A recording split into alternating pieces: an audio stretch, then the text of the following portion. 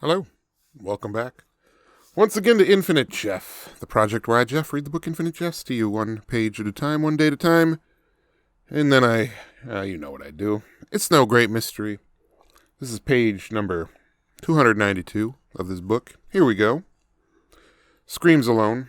The blocked punt's ball caromed hard off the defensive tackle's helmet and bounced crazily and rolled untended all the way back to the shadow of the south tunnel, where Orrin had turned to watch the punter writhe and the lineman rise with a finger in his mouth and a guilty expression. The defensive line coach disconnected his headset and dashed out and began blowing his whistle at the lineman at extremely close range, over and over, as the huge tackle started to cry and hit himself in the forehead with the heel of his hand. Since nobody else was close, Orrin picked up the blocked punt's ball, which the head coach was gesturing impatiently for from his position at the midfield bench.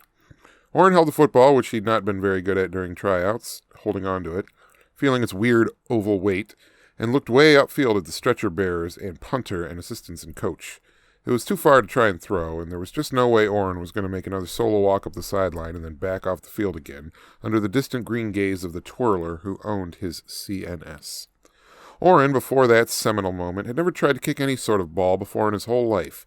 Was the unengineered and kind of vulnerable revelation that ended up moving Joel Van Dyne way more than status or hang time. But, as of that moment, as whistles fell from lips and people pointed, and under the same green and sprinkler-hazed gaze, Orrin found for himself, within competitive U.S. football, a new niche and carrot. A show-type career he could never have dreamed of trying to engineer.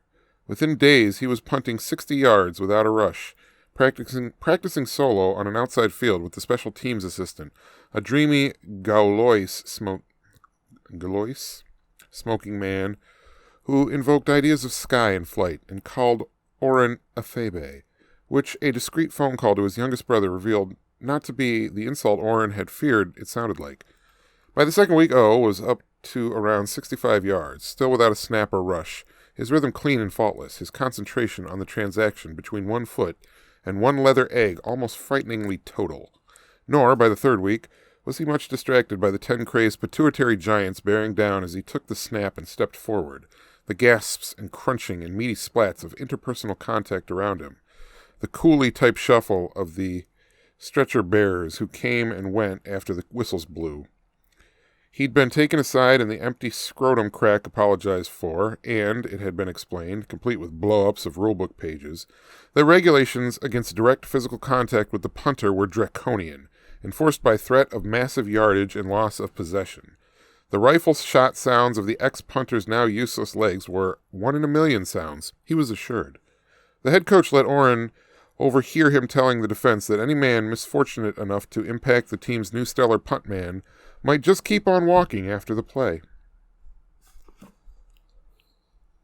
All right, gentle listeners, that was page number 292 of this book, this ponderous tome, this Infinite Jest, here on Infinite Jeff. Again, creating the sweaty, meaty, moisty amalgamation known as Infinite Jeffst. Good night.